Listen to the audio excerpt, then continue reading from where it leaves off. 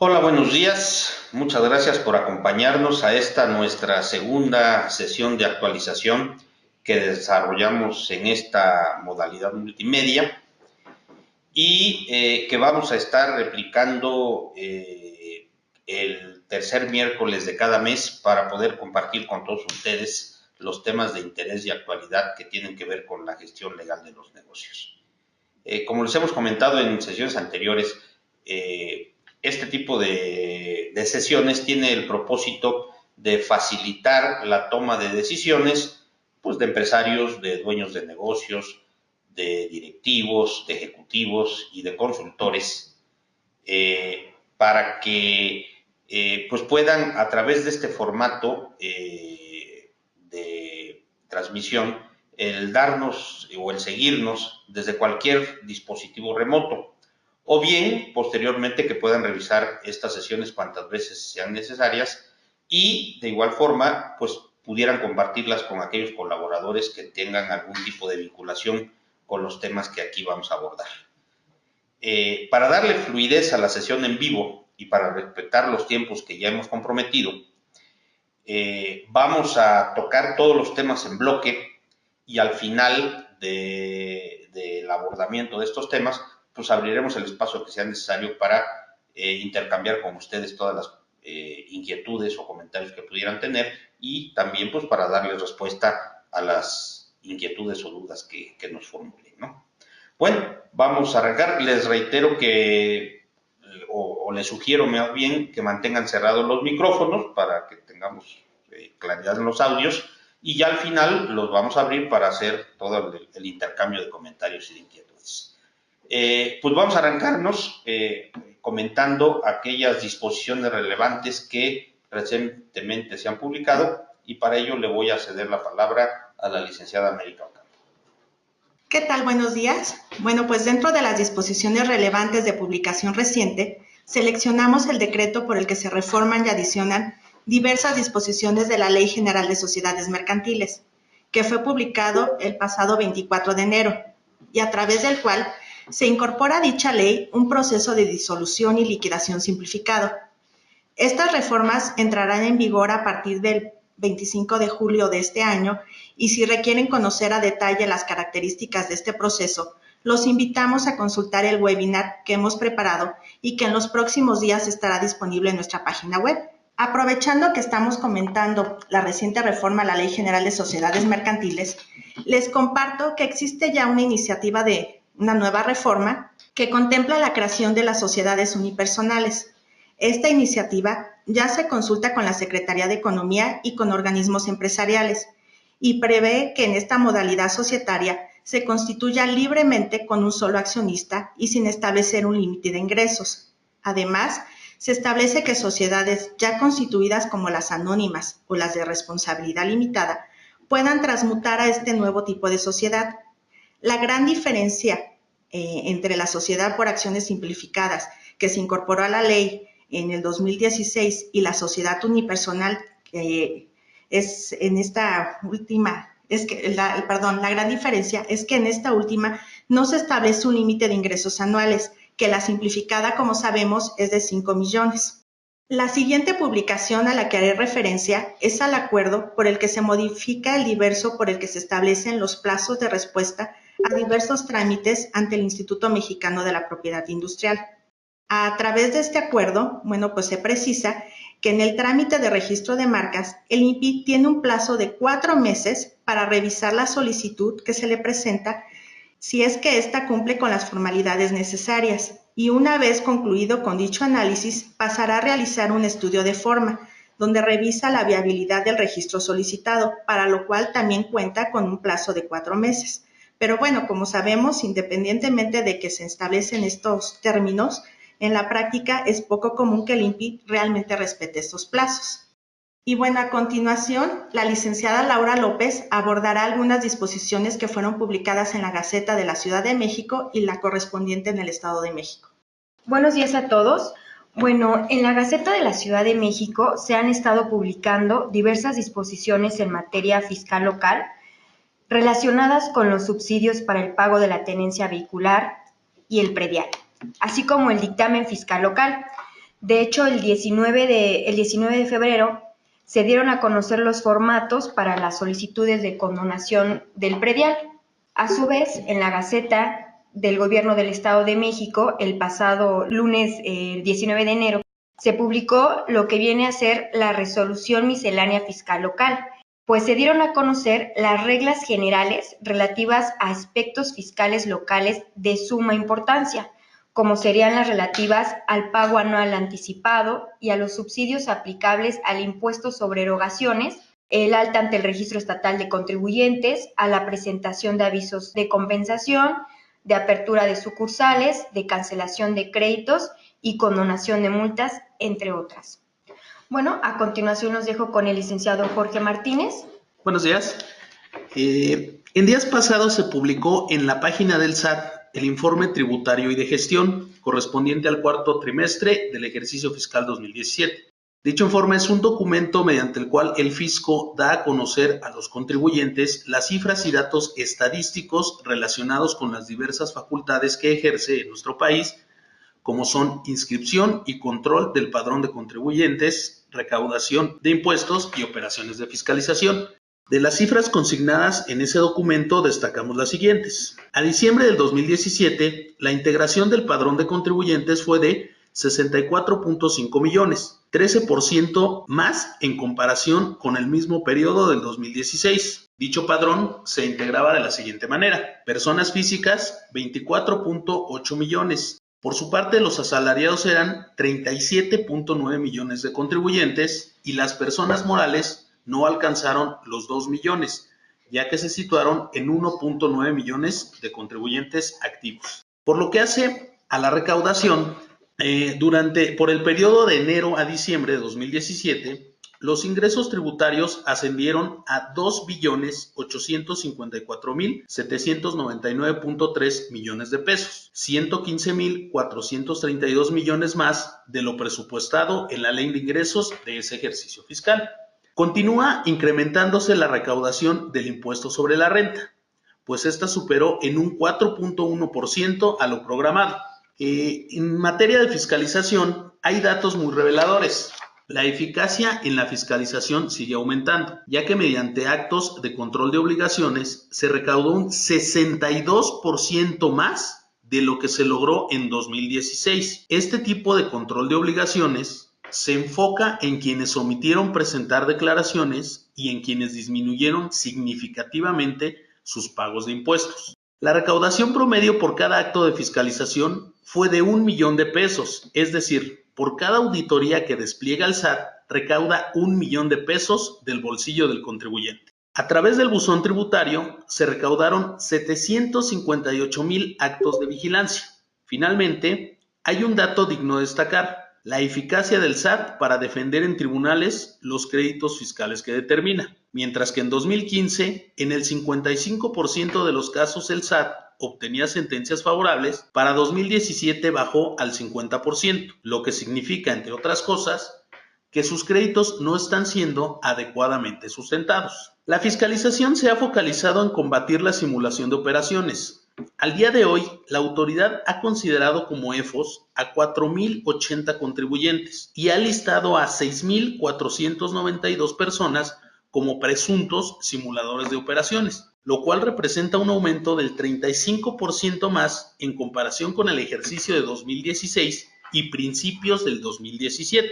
Para darnos una idea del aumento de contribuyentes que han sido considerados como EFOS, durante el 2015 se listaron a 549, en 2016 a 573 y en 2017 se incluyeron a 2.787 personas. Con motivo de la detección y listado de EFOS, se recaudaron alrededor de 9.130 millones de pesos provenientes de empresas que deducen operaciones simuladas. Debemos recordar que una vez que algún contribuyente ha sido listado en las listas provisionales, tendrá el derecho de manifestar lo que a su derecho conviene, para desvirtuar los razonamientos por los cuales la autoridad presumió que no contaba con infraestructura o activos para realizar sus operaciones. Para ello le recomendamos que desde el momento en que le notifiquen la resolución que contiene la presunción, se acerque a un asesor fiscal para que le asista durante todo el procedimiento y lo pueda llevar a buen puerto, evitando en todo momento que se le incluya en las listas definitivas. Bien, pues ya que hemos concluido con los comentarios acerca de las principales publicaciones o disposiciones jurídicas que se han publicado recientemente, vamos a pasar a analizar 3 criterios judiciales que tienen especial relevancia en la materia fiscal. Y nos vamos a referir a 3 sentencias que hace escasos días emitió la Corte sobre temas torales del marco tributario. La primera de ellas se emitió el pasado 7 de febrero por parte de la primera sala, y en esta se reconoce la constitucionalidad del artículo 151, fracción primera de la Ley del Impuesto sobre la Renta.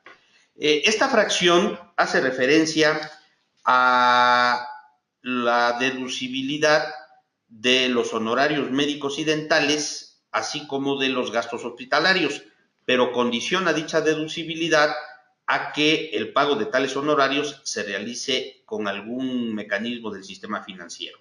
Es decir, si yo hago el pago de estos honorarios con efectivo, pues no me van a reconocer la deducibilidad del gasto, independientemente del monto, aun cuando el pago de un recibo de honorarios dentales, por ejemplo, fuese de 300 pesos y yo lo llego a pagar con efectivo, pues el gasto no será deducible.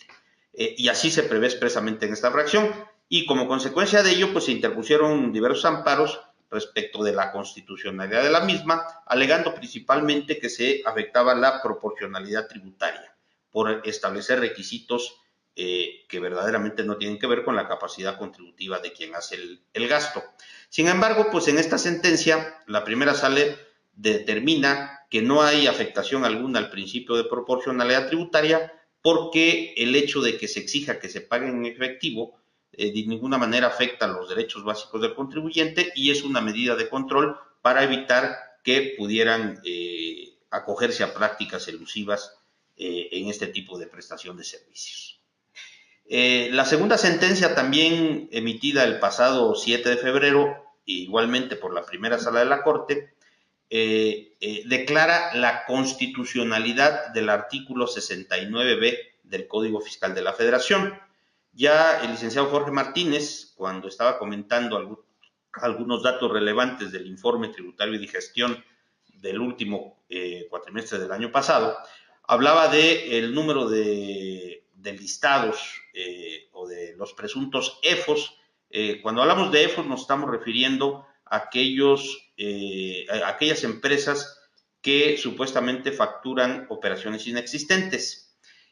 Justamente el análisis de constitucionalidad de este artículo, este artículo lo que contempla es el procedimiento para la determinación presuntiva de operaciones de aquellos que pues no cuentan con infraestructura y activos para prestar los servicios o enajenar los bienes que comercializan y que se amparan en este tipo de comprobantes fiscales. Y bueno, ¿qué fue lo que analizó la Corte? La Corte lo que analizó fue que en el precepto mencionado, para aquel que se le detecta originalmente que no cuenta con activos o infraestructura para prestar servicios, se le da un plazo para que aporte las pruebas, los documentos en la información que logren desvirtuar la apreciación de la autoridad.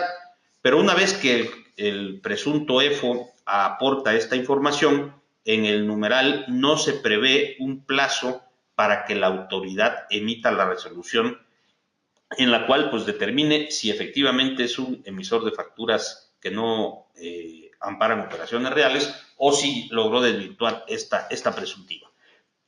Y entonces, al analizar este asunto, la primera sala lo que determina es que si bien no existe un plazo específico previsto en ese artículo, debemos entonces aplicar el plazo que se prevé en el propio Código Fiscal y que tiene que ver con la caducidad de las facultades de comprobación.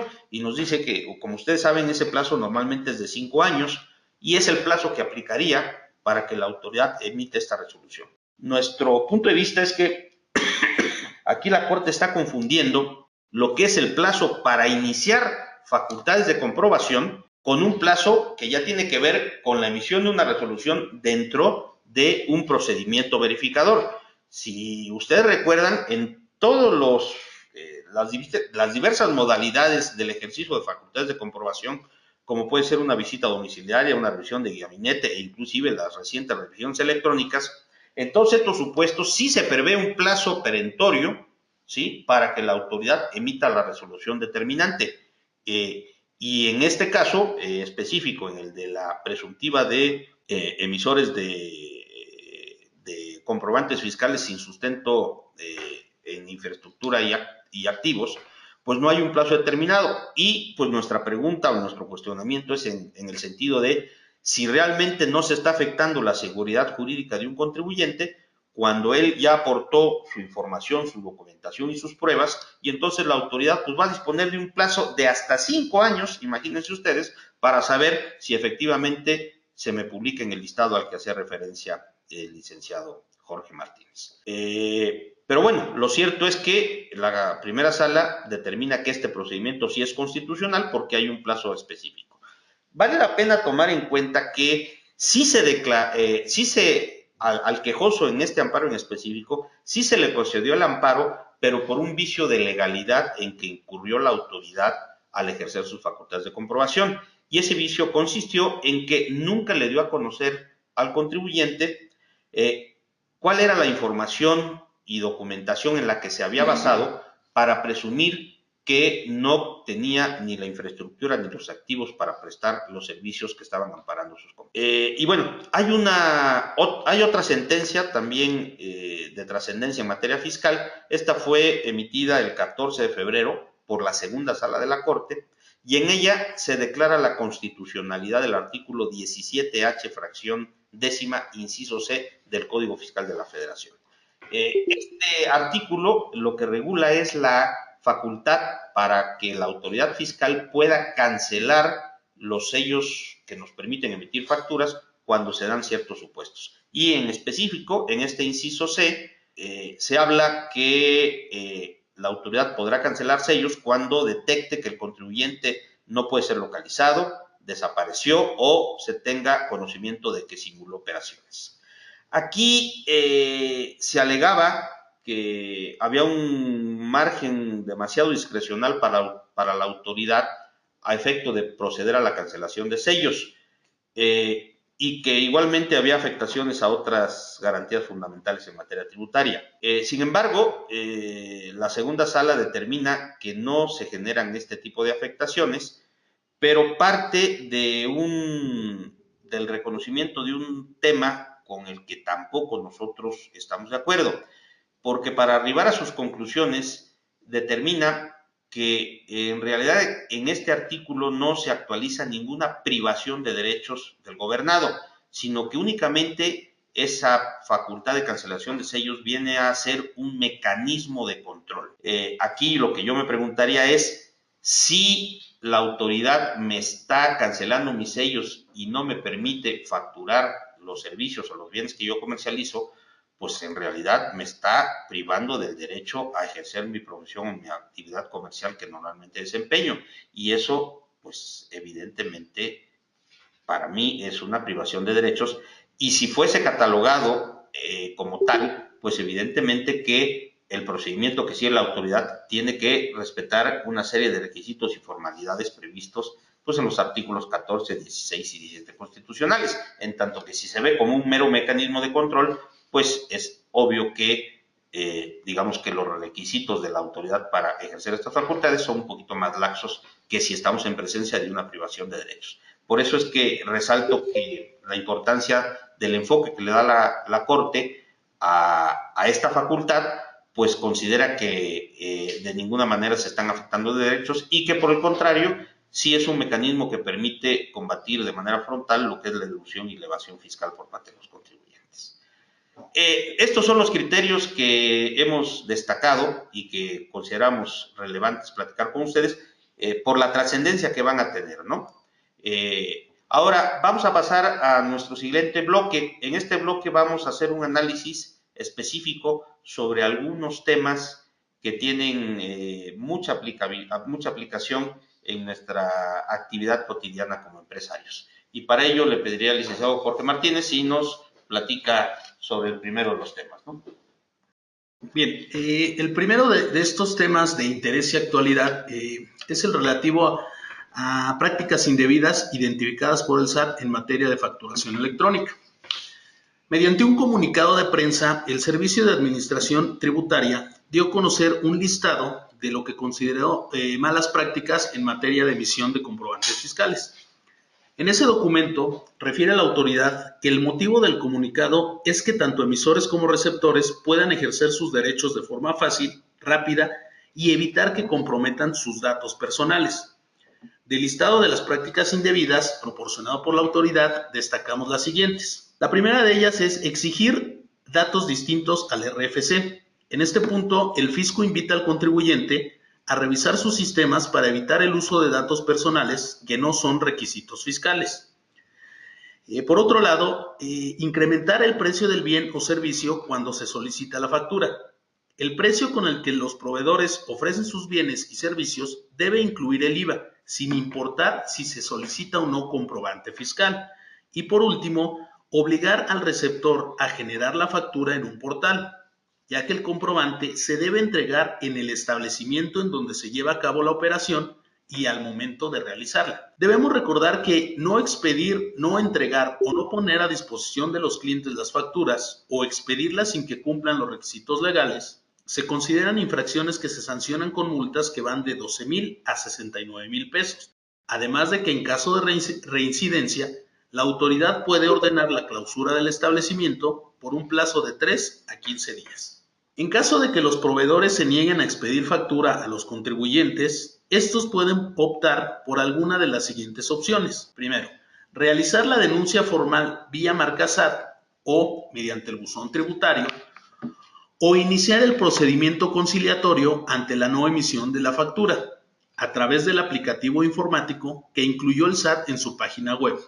Mediante ese procedimiento, la autoridad busca coadyuvar para que el receptor obtenga su comprobante fiscal y con ello pueda cumplir de manera puntual sus obligaciones fiscales. ¿Cuándo se debe iniciar ese procedimiento? Cuando el receptor del bien o servicio solicitó la factura durante o después de haber realizado la operación comercial y el proveedor no se la proporcionó, o cuando el receptor verificó en su portal que no se había emitido la factura correspondiente.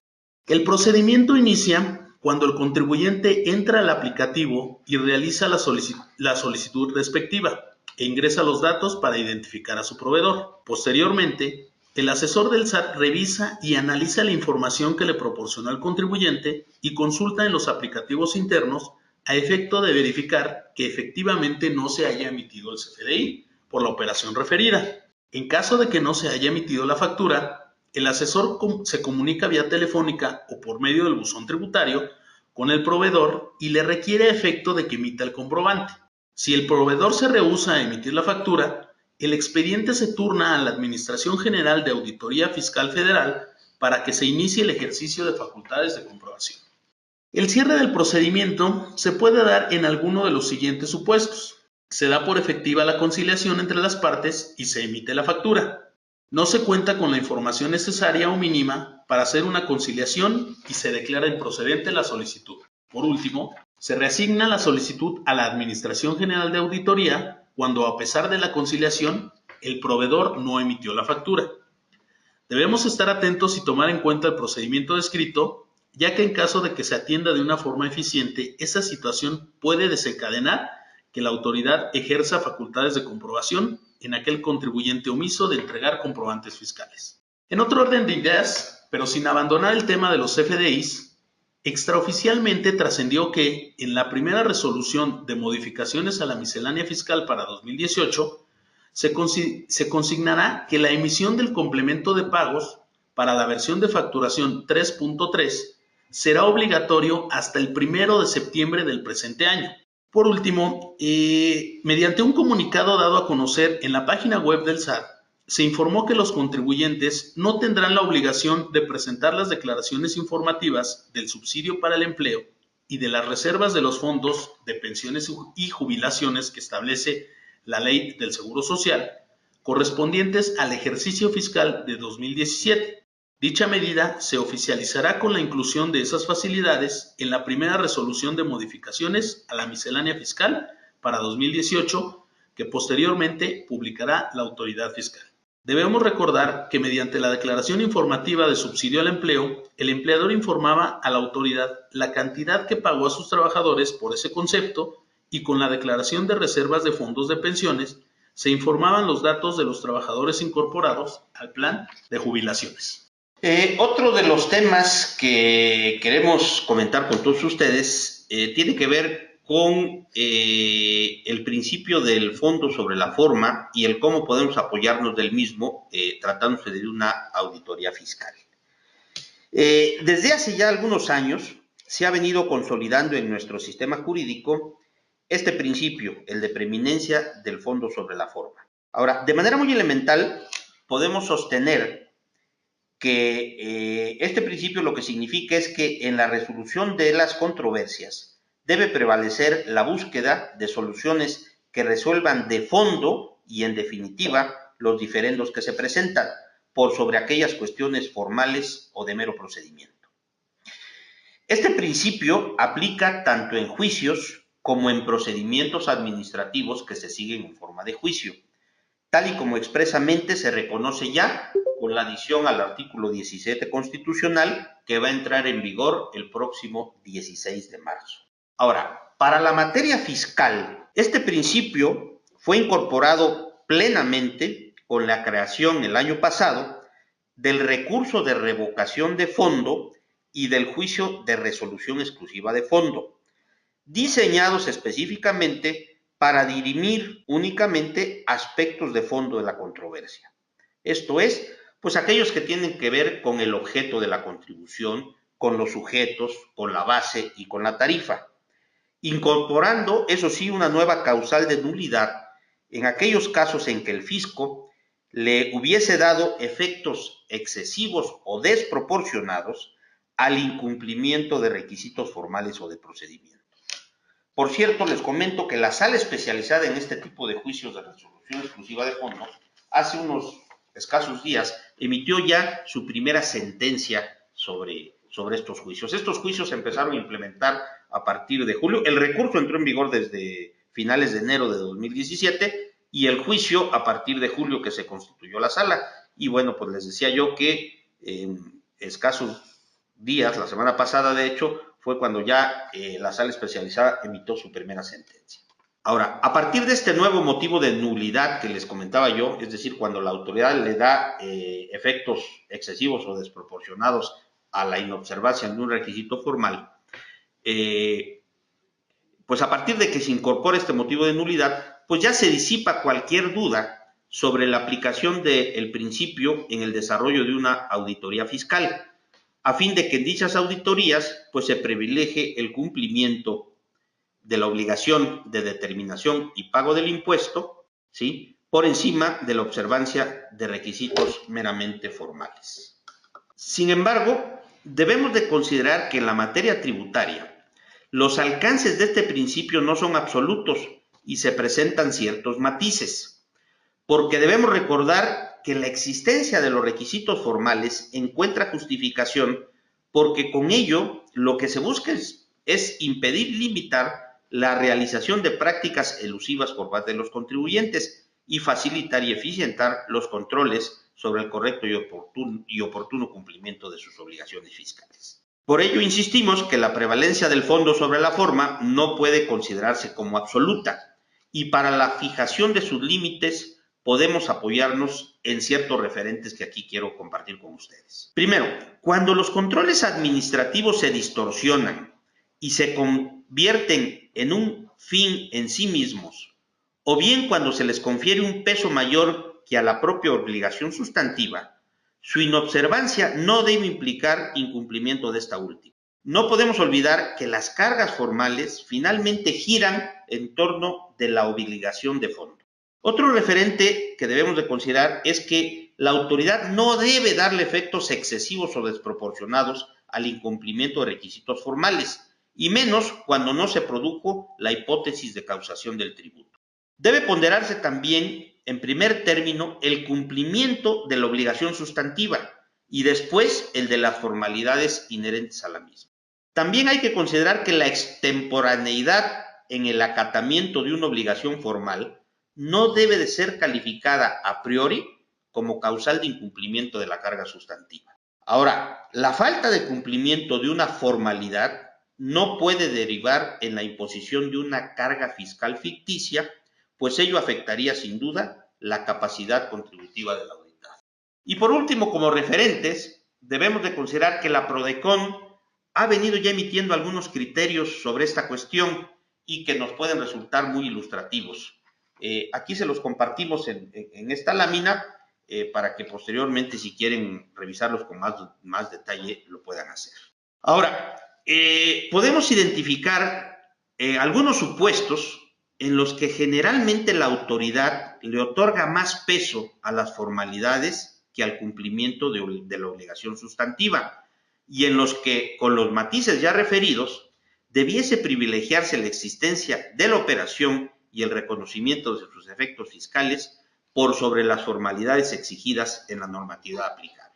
Así, por ejemplo, mire, tenemos que se presentan requisitos formales para ciertas deducciones. Acabo de comentarles de este criterio, de esta sentencia reciente de la Corte, en la cual decía que si yo hago el pago en efectivo de un honorario médico, pues no lo voy a poder hacer deducible. Es decir, aquí hay una formalidad que tiene que ver con la manera en que pago yo el servicio, digamos.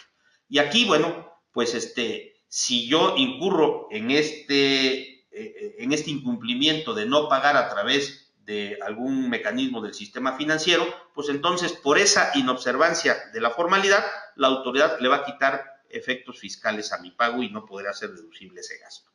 Cuestiones que, desde mi punto de vista, pues pudieran ubicarse en ese cuadrante de lo que es desproporcionado en cuanto a los alcances que le da la autoridad al incumplimiento de un requisito meramente formal. ¿Sí? Lo mismo sabemos que, por ejemplo, cuando adquirimos combustibles, igualmente hay que cumplir una serie de formalidades en el pago de estos, o inclusive las cuestiones que tienen que ver con las formalidades o los requisitos de los cheques cuando se usen para pagar la contraprestación de un bien o de un servicio, ¿no? También podemos recordar o podemos ubicar en esta hipótesis la enorme cantidad de requisitos formales que existen para poder deducir todo lo que son los gastos de previsión social.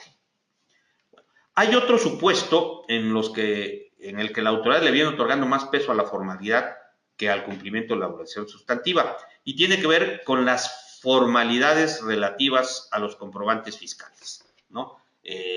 Ustedes saben que si por alguna razón mi comprobante no trae algún dato específico, pues la autoridad lo considera como improcedente y por tanto los efectos fiscales del mismo pues no tienen ningún tipo de alcance o de proyección. Y bueno, pues ahora con la nueva versión del CFDI 3.3, pues hay que tener particular cuidado en este sentido, ¿no?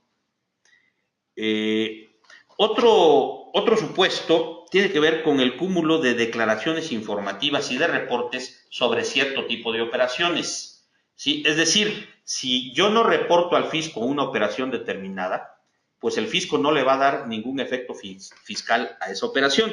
Y un caso muy emblemático, por ejemplo, tiene que ver con aquellos préstamos o aportaciones de capital que sean superiores a 600,000 pesos. Porque si yo hago esta aportación de capital, por decir una cantidad, por 1,000,000 de pesos, pero omito reportar dicha aportación en efectivo, entonces la autoridad pues simplemente lo va a considerar como un ingreso y no le va a dar efecto fiscal alguno, ¿no? Igual, digamos, tenemos otro caso que llega al extremo, que es si yo tengo alguna inversión en algún régimen fiscal preferente o paraíso fiscal, como comúnmente se le conoce, pero yo no hago mi declaración informativa al año, yo no reporto esa inversión, pues la autoridad incluso va a considerar hasta que esto implica la comisión de un delito, ¿no? Es un caso extremo, pero así se da. Y bueno, y finalmente también tenemos una serie de presuntivas de la autoridad, en las cuales si el contribuyente no llega a desvirtuarlas, la autoridad le va a dar efectos fiscales a una serie de hechos por sí mismos. Pues como vemos, en realidad aquí hay mucha tela de donde cortar, porque realmente en una auditoría fiscal la autoridad normalmente primero se fija en el cumplimiento de los requisitos formales y después va a ver si efectivamente se cumplió con la obligación sustantiva, cuando en realidad debe ser a la inversa, es decir, si yo a fin de cuentas cumplí con la obligación y pagué el impuesto que tenía yo que pagar o la retención que debía yo de enterar, si yo omito algún requisito formal, pues no debería desconocerse el efecto fiscal, porque finalmente en el fisco no sufre afectación alguna en su recaudación. Sin embargo, pues la autoridad no sigue al pie de la letra, digamos, este principio. Y bueno, pues hay mucho que abordar al respecto, pero pues es una realidad que ya desde ahorita en el desarrollo de una auditoría fiscal debo de ser particularmente cuidadoso y quisquilloso para defender aquellos casos en que la autoridad le pretende quitar efectos fiscales a una autoridad, a una operación que efectivamente se realizó y por la cual se pagaron puntual y correctamente los impuestos o las contribuciones derivadas, pero que por alguna omisión o descuido, pues dejé de cumplir con un requisito de forma. Bien, hay otro tema que la licenciada Américo Campos nos va a compartir y que creo que es de mucha aplicabilidad porque tiene que ver con los poderes para representar a la persona moral. Bueno, pues continuando con los temas de interés y de actualidad, les comparto que en un criterio jurisprudencial reciente de la Suprema Corte de Justicia de la Nación, se determinó que entre los poderes generales para pleitos y cobranzas y los concedidos para actos de administración no existe una gradación o jerarquía, lo que significa, bueno, pues que un apoderado que goza de poderes para actos de administración no se encuentra dotado de poderes para pleitos y cobranza, y viceversa, por lo que recomendamos considerar esta cuestión al momento de conferir poderes. Bueno, pues por otra parte, en materia ya de nombramientos de servidores públicos que tienen injerencia en la gestión empresarial, les informamos sobre los recientes ajustes que se dieron en el Servicio de Administración Tributaria, así como los reacomodos relevantes que se realizaron en el Gobierno del Estado de México. En la lámina les dejamos el nombre y cargo de cada uno de estos funcionarios. Y bueno, para la conclusión de esta sesión, les doy nuevamente el micrófono a nuestro director general, el licenciado Fernando Castillo. Hemos también seleccionado algunos indicadores que nos ofrecen una radiografía clara de cómo estamos en algunos rubros fundamentales de la vida nacional. Por ejemplo, la plataforma Data Coparmex, en la que se resumen las encuestas realizadas a los 36,000 socios que la conforman, nos dice que el 44% de los empresarios de este país ha sido víctima de un delito durante el último año y únicamente el 32% del empresariado está satisfecho con el desempeño de su gobernador. En el Estado de México, el nivel de satisfacción es del 38% y en la Ciudad de México del 17%. Otro indicador que nos debe de preocupar y preocupar en serio es el de los índices de pobreza, ya que en un informe reciente de la Secretaría de Desarrollo Social se nos reporta que de los 122 millones de mexicanos que somos actualmente, el 43.5% está en condiciones de pobreza. Esto es, casi la mitad de la población está en esa condición deplorable. Y finalmente traemos a colación el reporte Rule of Law Index de 2017-2018, a través del cual se mide el nivel del respeto al Estado de Derecho y que fue presentado en la ciudad de Washington por la organización World Justice Project. Y conforme a este reporte, nuestro país se ubica como una de las naciones peor calificadas, ya que ocupa el puesto 92 en un listado de 113 países, por debajo de Irán, que se ubica en el lugar 80, incluso de El Salvador, que ocupa el lugar 79.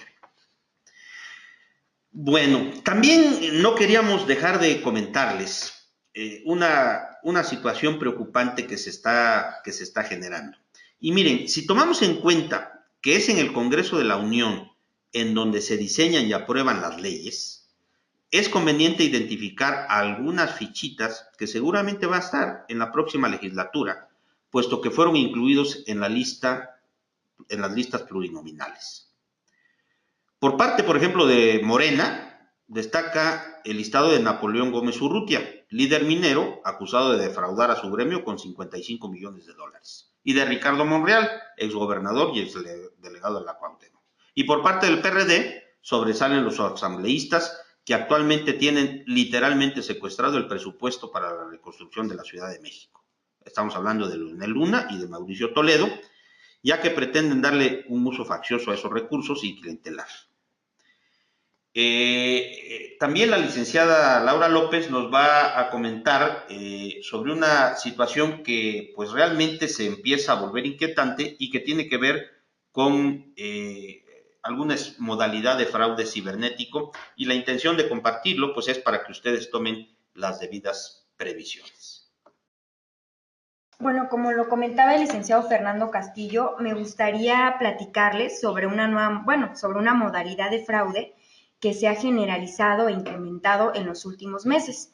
Me refiero al denominado phishing, sobre el cual la Conducef está alertando a los ciudadanos a que tengamos especial cuidado. Este fraude se comete a través de llamadas telefónicas solicitando respuesta, a través de los cuales ciberdelincuentes adquieren información bancaria de la víctima para después cometer fraude con ellas. Algunas recomendaciones que nos da la Conducef es que siempre tengamos a la mano nuestros números telefónicos de la institución financiera donde tengamos cuentas bancarias y llamar antes de hacer cualquier cosa.